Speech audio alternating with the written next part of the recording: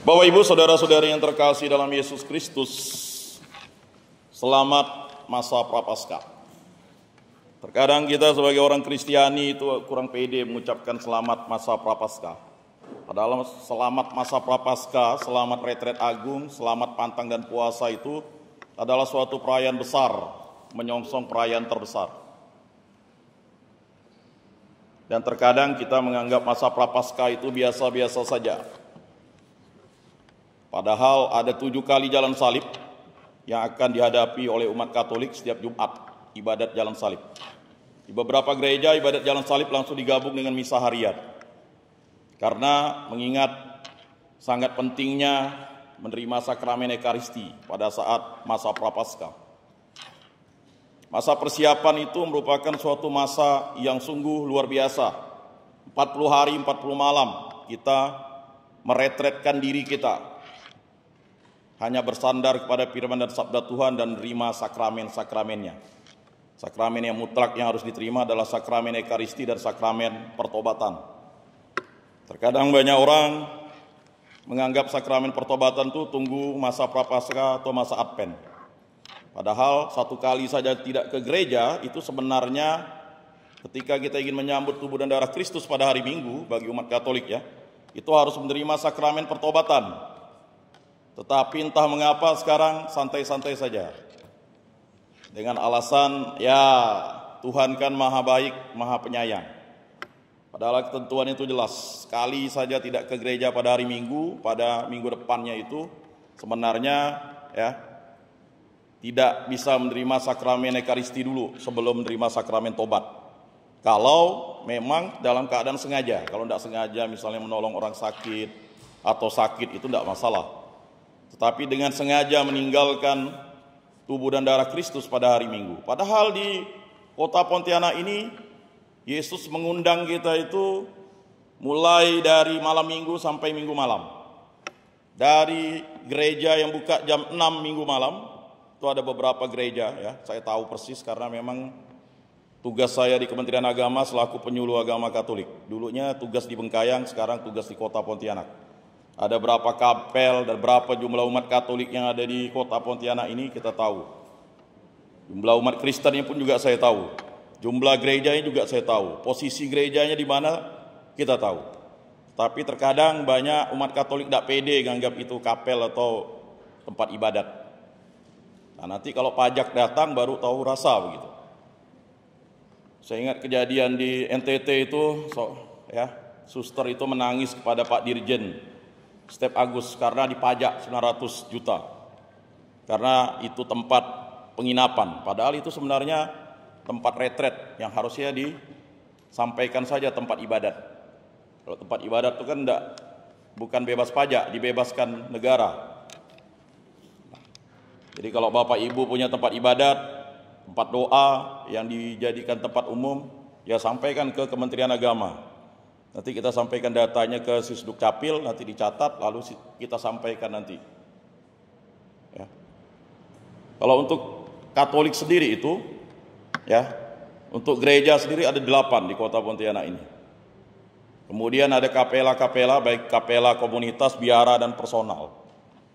Nah, itu totalnya ya yang tercatat di kami itu ada 80 kapel. Ada yang terpakai dan tidak terpakai. Ada 1 kapel itu tidak terpakai, kapel gang usaha. Tetap kita catat sebagai tempat ibadat Katolik. Nah, untuk gereja Protestan sendiri mungkin ada kurang lebih 180 gereja kali. Itu mungkin datanya saya mau minta dengan kawan saya. Mengapa?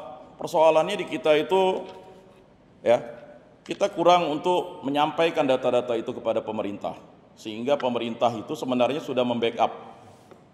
Contohnya nomor induk registrasi gereja. Di gereja Katolik tuh kalau mau dapat dana bantuan dari pemerintah itu ada namanya nomor induk registrasi gereja. Nomor induk registrasi gereja itu udah tahun 2005 Pak Dirjen buatkan. Ya. Jadi seluruh gereja yang ada di Indonesia itu ada nama nomor registrasi gereja. Nomor registrasi gereja itu sebenarnya harus ditempel di depan gereja. Ya. Tetapi biasanya memang dianggap itu tidak penting. Mengapa? Kalau terjadi misalnya ada masalah komplain dari masyarakat, biasanya masyarakat tuh ya mempertanyakan IMB-nya, izin mendirikan bangunan. Nah, biasanya tempat ibadat kita itu sebenarnya bukan IMB dulu awalnya, ya kan? Dia sudah ada lebih dulu ketimbang IMB itu diminta oleh negara. Nah, jadi bagaimana mau nunjukkan IMB-nya? Paling hanya beberapa gereja saja yang punya IMB karena dia dibangun setelah IMB itu perlu. Nah, caranya adalah dengan adanya nomor registrasi gereja itu dia. Nah, nomor registrasi gereja itulah untuk perlindungan hukum kita terhadap bangunan ibadat kita. Dan ini terkadang kita ya lalai untuk mendapatkan datanya itu. Begitu juga sama dengan masjid. Ada nomor registrasi masjid, nomor registrasi suraunya. Jadi ya, tidak boleh ada sewenang-wenang untuk menutup rumah ibadat itu kalau sudah ada nomor registrasinya. Nanti dia akan berhubungan dengan Kementerian Agama untuk melindungi itu. Nah, ini persoalan-persoalan yang sering tidak dikomunikasikan. Pada masa Retret Agung ini mengkomunikasikan itu sangat penting karena kita kurang komunikasi, apalagi di tahun jubileum ini ya. Ada 7 gereja yang diminta untuk kita bisa berziarah bagi umat Katolik. Nah, bagi yang punya duit ya silakan pergi ke gereja-gereja yang diberikan Paus Fransiskus untuk dikunjungi untuk dapat indulgensi penuh. Indulgensi itu adalah ya pengampunan dosa secara total oleh Allah. Jadi yang memberikan indulgensi itu bukan paus, bukan uskup, tetapi Allah sendiri melalui perantaraan paus dan uskup. Ya. Jadi indulgensi itu ya merupakan hak kewenangan dari gereja. Jadi gereja itu bisa memberikan penghapusan dosa penuh karena Yesus Kristus, karena Allah sendiri.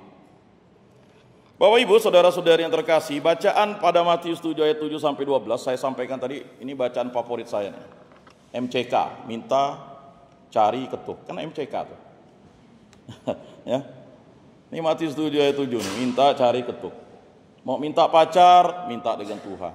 Mau cari jodoh, minta, cari dengan Tuhan. Mau dapat rezeki, ketuklah, ya kan? Sampai ada ya guyonan kan? Manalah, ya kan? Kita ini kurang berdoa. Gitu. Coba kalau misalnya lihat orang Tionghoa, pagi-pagi sudah nyucuk pantat Tuhan, gitu, ya kan? Bagaimana Tuhan tidak kasih rezeki kan gitu? Jadi kurangnya berdoa itu berarti kita kurang dekat dengan Tuhan. Apalagi kalau misa harian. Saya sudah survei beberapa tahun ini misa harian ini, orangnya yang sudah lansia, yang kira-kira sudah menuju ke surga. Yang 50 tahun ke atas, dengan anak-anak asrama kalau di katedral. Ya. Boleh dicek. Apalagi kalau misa harian di paroki kami, paroki Bunda Maria Jeruju itu jam 5 pagi. Jadi saya berlomba dengan tetangga saya yang Islam untuk bangun.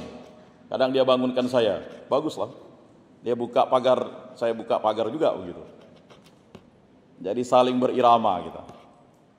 Jam 5 pagi, ya kan, enaknya masih guling, ya kita jam 4 bangun. Hampir tiap hari loh. Nah, ini persoalan yang kita hadapi. Kita menganggap misa harian itu bukan wajib. Padahal misa harian itu sebenarnya ya adalah suatu misa cinta kasih yang diberikan Yesus kepada kita, terutama pada masa Prapaskah ini. Dan terkadang kita menganggap misa harian itu tidak penting-penting amat. Padahal pada misa harian itu ada misa hari raya loh. Padahal dalam 5 perintah gereja, rayakanlah hari raya yang disamakan dengan hari Minggu. Yang kedua, hadapilah misa kudus pada hari Minggu dan pada hari raya yang diwajibkan, dan jangan melakukan perbuatan yang dilarang. Nah, dalam beberapa misa harian itu ada hari raya yang dilaksanakan. Nah, ini juga renungan, refleksi bagi kita sebagai umat Kristiani, khususnya Katolik, dan juga umat Kristiani pada khususnya. Bagaimana kita harus taat beribadat di hadapan Allah dengan MCK tadi, minta, ya, cari, ketuk. Kan Yesus ajarkan kita minta. Kalau bahasa kami, minta itu marah. Ya. Saya belajar bahasa Bekati itu 7 tahun karena saya harus tugas di Bengkayang dulu 7 tahun. Ya, kurang lebih 14 tahun dengan termasuk honornya. Jadi ketika di sana 7 tahun belajar bahasa sana, ya kan, baru bisa fasih itu 7 tahun. Sekarang kita kalau tinggal di daerah orang itu susah benar belajar bahasa. Ya. Nah, minta ini merupakan suatu karunia. Karena kalau kita tidak minta, kita tidak akan dapat apa-apa. Ya. Bapak Ibu, saudara-saudara yang terkasih, ya bisa refleksikan sendiri. Ketika Bapak Ibu misalnya minta jodoh, ya kan tidak mungkin tidak minta dengan Tuhan. Ya kan? Lalu cari jodoh kan pasti. Ya, sampai ada satu Gua Maria itu, Gua Maria yang terkenal ya.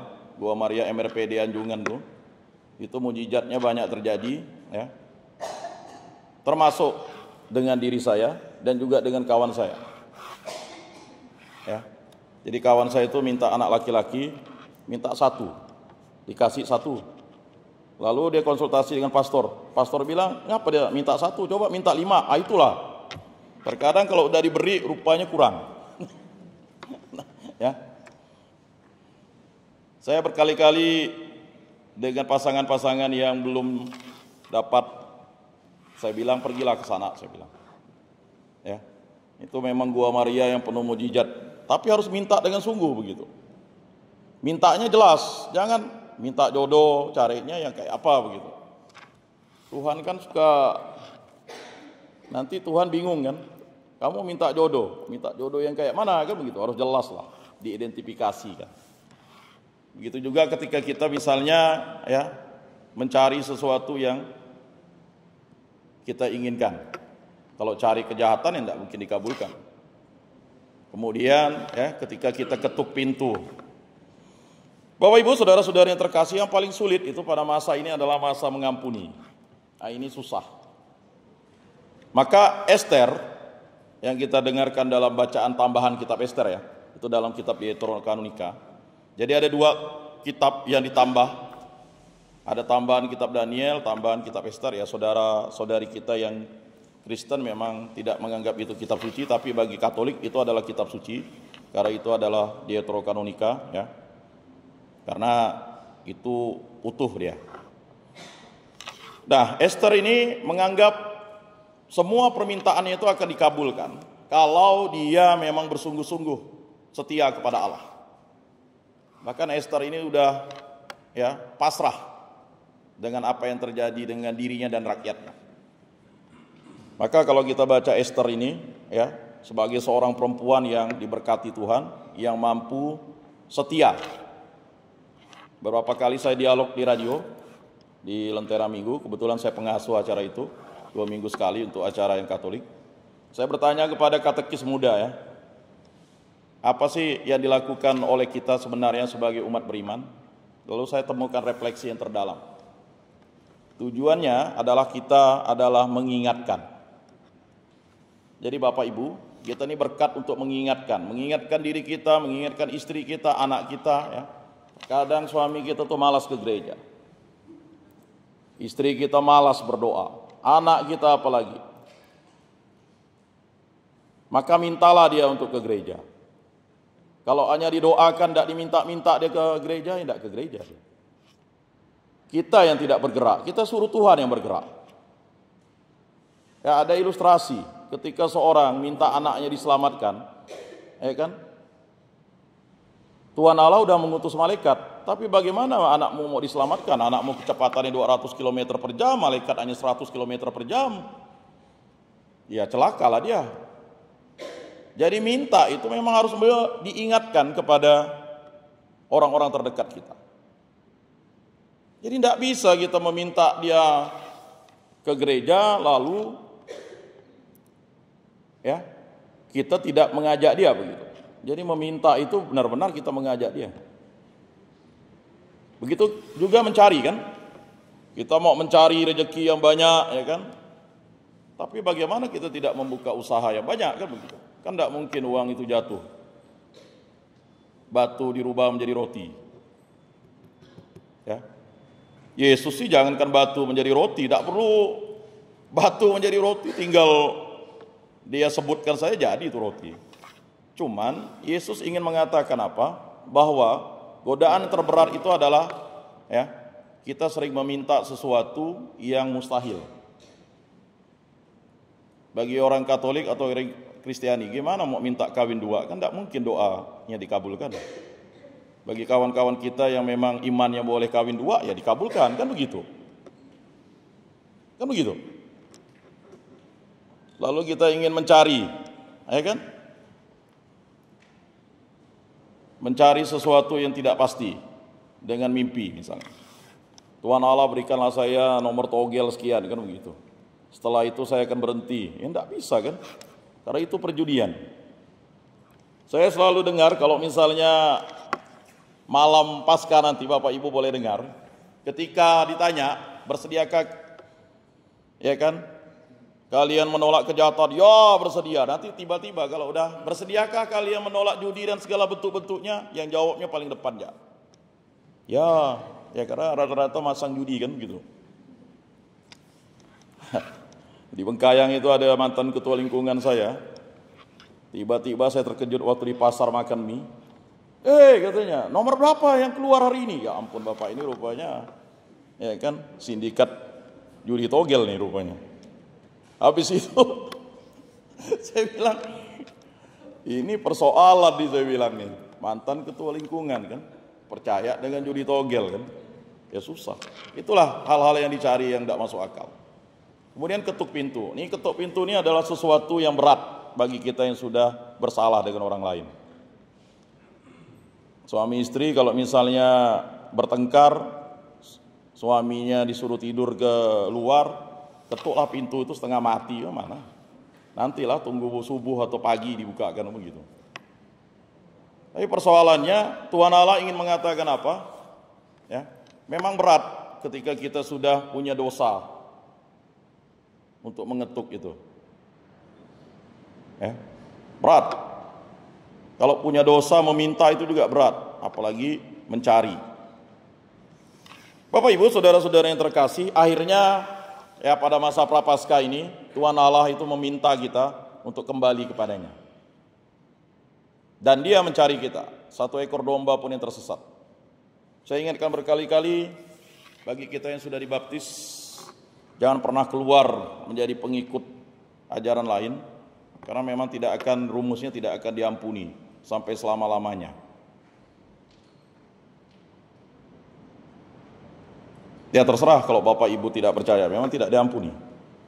Justru malah orang yang tidak dibaptis itu bisa masuk surga, karena surga itu adalah kehendak Allah. Justru kita yang sudah dibaptis ini bisa jadi antikristus. Ya. Dan itu yang menakutkan bagi kita. Neraka itu kan berpisah dengan Allah. Surga itu bersama Allah. Jadi hanya dua planet yang diciptakan untuk kita setelah masa-masa akhir ini, kan begitu. Makanya Prapaskah itu mengingatkan kita kembali kepada Kristus, kembali kepada Allah. Yang bisa kita doakan, kita doakan. Tetapi yang sudah meninggal dunia itu, bagi iman Katolik masih bisa mendoakan orang itu, ya, di api penyucian namanya, ya, di purgatori. Makanya terus rajin berdoa supaya orang itu diampuni. Maka ada doa Fatimah itu, ya Yesus yang baik, ampunilah dosa-dosa kami, selamatkanlah kami dari api neraka, dan hantarkanlah jiwa-jiwa ke dalam surga, terutama mereka yang sangat membutuhkan kerahiman-Mu. Amin. Nah, doa itu rajinlah kita doakan terus-menerus bagi sanak pamilik kerabat yang ditolong kita. Apalagi pada masa retret agung ini kita dimohonkan untuk berdoa dari pagi, siang, sore, malam, dan kita merenungkan sengsara jalan salib Yesus. Nah, itu pesan yang dapat saya sampaikan, ya. Mari kita bersama meminta sesuatu yang baik, ya. Tidak mungkin ya Allah itu memberi sesuatu yang jahat kepada kita. Setan atau iblis ya bisa memberi yang baik kepada kita, kan? Tidak percaya, ya. Setan bisa menyembuhkan. Siapa bilang setan itu gelap? Setan itu kan malaikat terang awalnya, tapi terangnya kebakaran. Ya. Jadi dia bukan dijadikan setan, tetapi dia jatuh dalam dosa dan mengutuki dirinya. Sama seperti kita telah dibaptis, mohon baptis itu menjadi materai kekal abadi selamanya yang tidak bisa digantikan dengan apapun. Contohlah para kudus, ya, bagaimana dia mempertahankan imannya. Begitu juga dengan perkawinan, sakramen perkawinan. Dalam gereja Katolik itu sakramen perkawinan itu ya adalah materai, memang sementara saja, tetapi dia materai yang mengikat. Apa yang dipersatukan Allah tidak boleh diceraikan oleh manusia. Tidak pernah ada mantan suami, mantan istri dalam sakramen perkawinan, karena dia dimateraikan oleh Allah.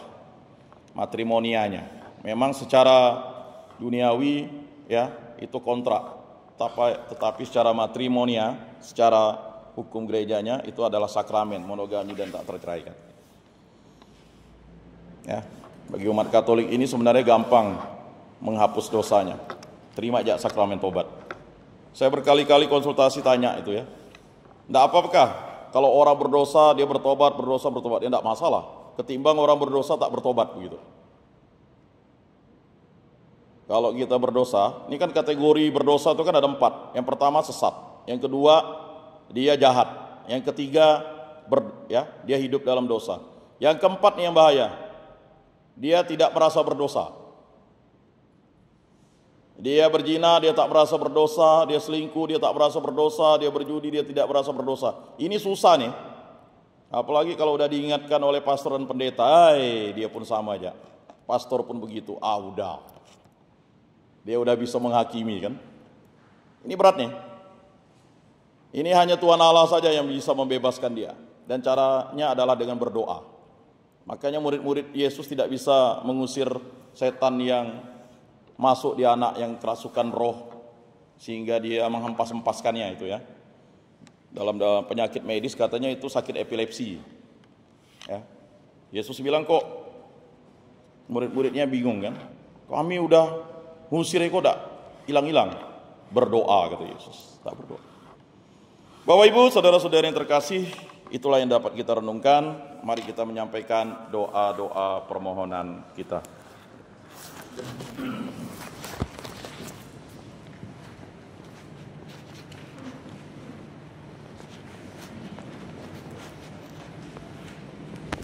Allah Tritunggal Yang Maha Kudus, dengarkanlah doa-doa permohonan kami.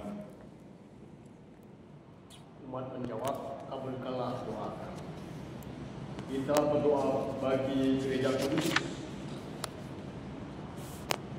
di seluruh dunia. Semoga gereja selalu setia mewartakan Injil dan menjadi tanda keselamatan bagi kita semua umat manusia, terutama di masa tobat. Kami mohon. Kabulkanlah doa kami, ya Tuhan. Ya Bapa yang Maha Kasih, kami berdoa untuk para pemimpin bangsa dan negara, agar mereka selalu mengupayakan keadilan, kebenaran, dan perdamaian bagi seluruh rakyat, terutama mereka yang tertindas dan menderita. Kami mohon. Kabulkanlah doa kami, ya Tuhan. Dialah Bapa yang Maha Kasih, kami juga berdoa untuk mereka yang tergoda dan mengalami penderitaan, yang sakit, yang diasingkan oleh komunitas-komunitas lain. Berikanlah kekuatan kepada mereka yang saat ini sedang menghadapi godaan, penderitaan, dan kesulitan sakit. Semoga mereka menemukan penghiburan dalam cinta-Mu yang tak pernah meninggalkan mereka. Kami mohon. Kabulkanlah doa kami, ya Tuhan. Kita juga berdoa untuk komunitas kita di sini. Ya Allah Bapa yang Maha Kasih, yang Maha Kuasa, Maha Agung, semoga komunitas kami semakin dikuatkan dalam kasih persaudaraan, terutama dalam masa prapaskah ini. Bimbinglah kami agar mampu hidup dalam masa solidaritas dengan mereka yang membutuhkan. Kami mohon. Kabulkanlah doa kami, ya Tuhan. Kita juga berdoa untuk saudara-saudara kita yang sudah dipanggil oleh Tuhan yang Maha Kuasa, yang sudah meninggal. Ya Bapa yang Maha Kasih, semoga saudara kami yang telah berpulang ke pangkuan-Mu, mereka beristirahat dan damai dan dapat mengambil bagian dalam kebahagiaan kekal bersama-Mu. Kami mohon. Kabulkanlah doa kami, ya Tuhan. Allah Tritunggal Yang Maha Kudus, demikianlah doa-doa permohonan ini kami satukan dengan perantaraan Tuhan kami Yesus Kristus yang hidup dan beraja kini dan sepanjang segala masa. Amin. Mari kita satukan semua doa permohonan ini dengan doa yang diajarkan oleh Tuhan Yesus Kristus. Bapa kami yang ada di surga, dimuliakanlah namamu, datanglah kerajaanmu, jadilah kehendak-mu di atas bumi seperti di dalam surga. Berilah kami rezeki pada hari ini, dan ampunilah kesalahan kami, seperti kami pun mengampuni yang bersalah kepada kami. Dan janganlah masukkan kami ke dalam pencobaan, tetapi bebaskanlah kami dari yang jahat. Amin. Marilah kita saling memberikan salam damai. Salam damai.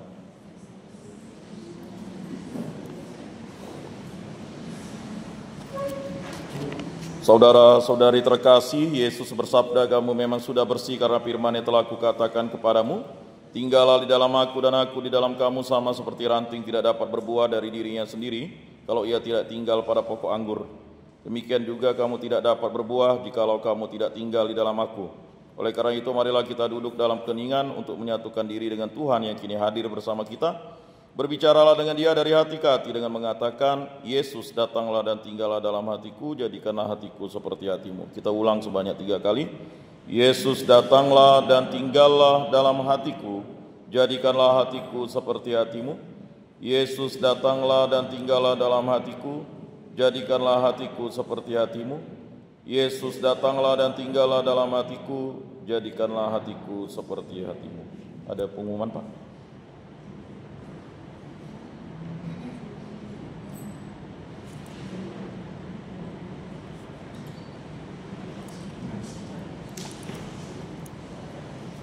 Bapak, Ibu, saudara-saudari terkasih, sebelum mengakhiri ibadat ini, marilah kita menundukkan kepala memohon berkat Tuhan.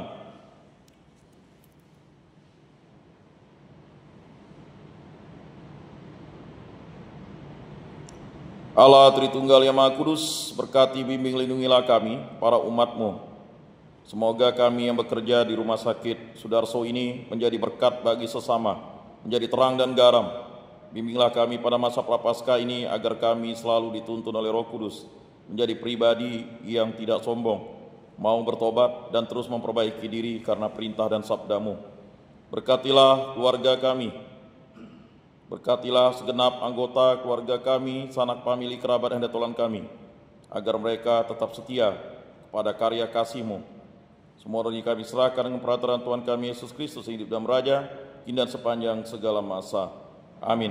Semoga Tuhan memberkati kita, melindungi kita terhadap dosa dan menghantar kita ke hidup yang kekal, dalam nama Bapa dan Putra dan Roh Kudus. Amin. Bapak, Ibu, saudara-saudari terkasih, ibadat sabda pada hari Kamis ini sudah selesai. Marilah kita pergi menjadi saksi damai. Syukur kepada Allah.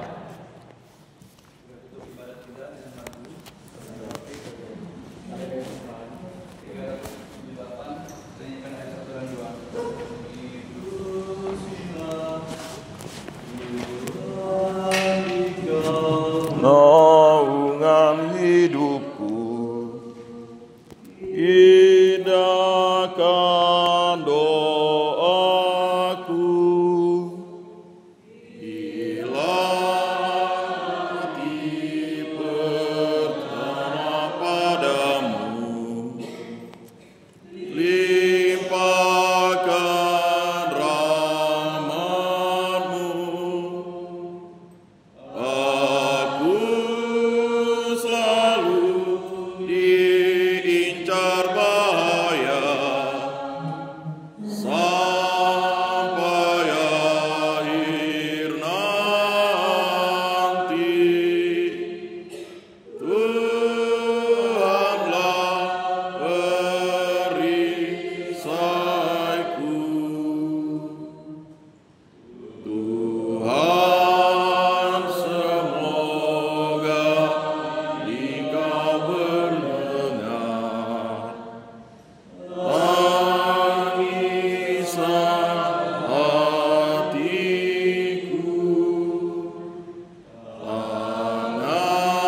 Tanganku angkat di hadapan-Mu. Pandanglah diriku, jangan sampai Kau tinggalkan daku, sampai akhir nanti. Tuhanlah perisaiku.